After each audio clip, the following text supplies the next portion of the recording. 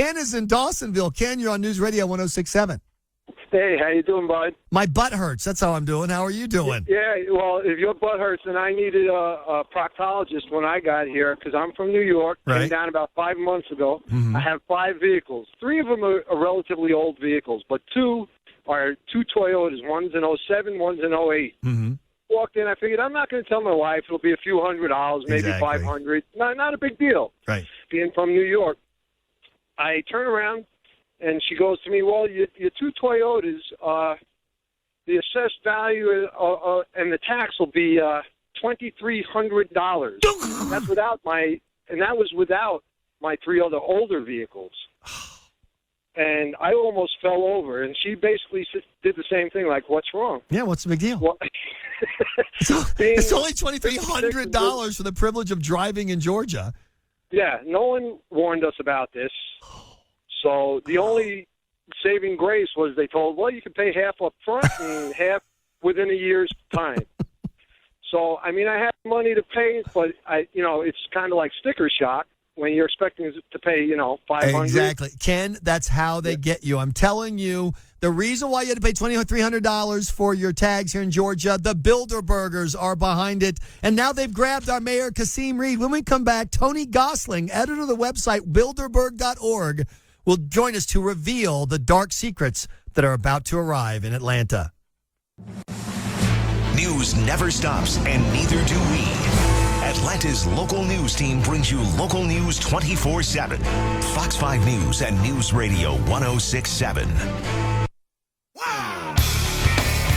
Back to Michael Graham on News Radio 106.7. It's 10:19. Yeah, Michael Graham. And by the way, Mayor Kasim, if you happen to be listening and you're on your way to the Bilderberg meeting coming up, well, actually, it's going on, I guess, starting today.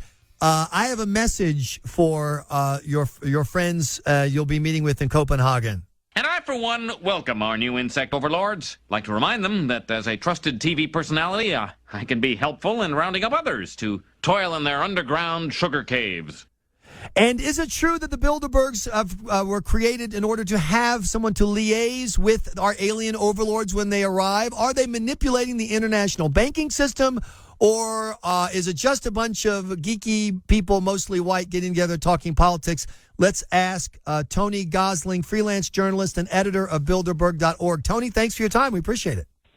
Hi, and if your Mayor Kasim is on the way there, he's in big trouble because they started a couple of hours ago. Uh-oh. Well, I assume he's there then. We just found out about it because, as you know, there was a media blackout that he had been invited. That's how the Bilderbergs work, right? Yeah, that's right. And actually, in the most recent years, we have had a little bit more of an inkling of what's going on because they've released the last couple of years the attendance list a couple of days beforehand. Well, let's not get too if you ever wonder what's going wrong with your country, as we do here in Britain, we're scratching our head, what on earth is going on?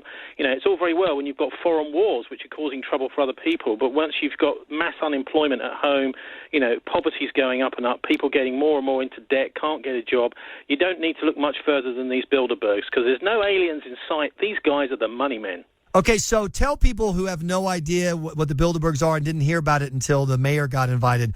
What are the Bilderbergs?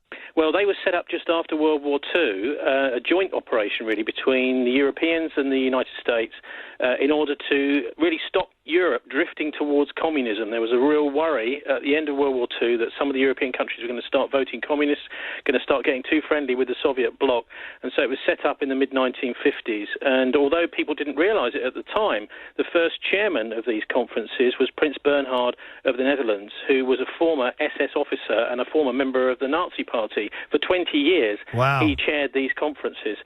So you can see why people have legitimate concerns. It's all very well poking fun at the Bilderbergs, but, when all the problems, the money problems, the debt problems are coming home to people's doorsteps here in the West, in Europe and the United States, I think we need to get these guys sorted out because they are actually responsible. People who control most of the money in the Western world are in that conference room at the Marriott Hotel. I guess give me an example of a problem that the Bilderbergs are behind. Well, look at the European project, for example, with the European Central Bank.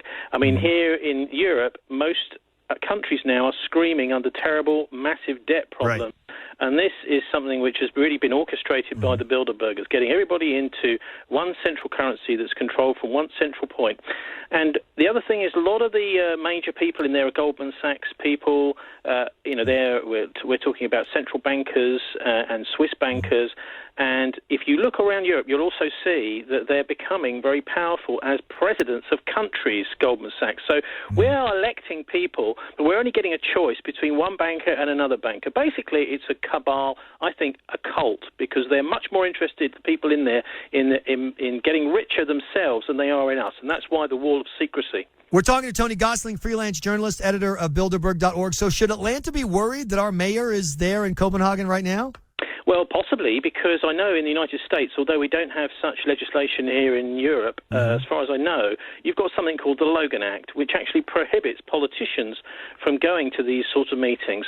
Really? I mean, I don't have any problem with business people meeting up at all. I think that's fine. But once you start to get politicians swearing vows of secrecy before they go into the conference, then you've got a serious problem. I mean, you've got the Logan Act there. So what we've seen over the last 20 years or so, slowly but surely, the senators and the congressmen, their names don't appear on the lists anymore, so that there's no possibility of taking them to court and prosecuting them as criminals in the U.S. Tony, Tony, I will confess, I'm not up on the Bilderbergs at all. I do, however, hear their name listed with other groups, too, and I was wondering if you could either connect or disassociate them with some of the groups. For example, the Council on Foreign Relations. Is that a similar... Very close, yeah, because the CFR was involved in setting them up. Basically, the Council on Foreign Relations is the U.S. big business lobby group for foreign policy.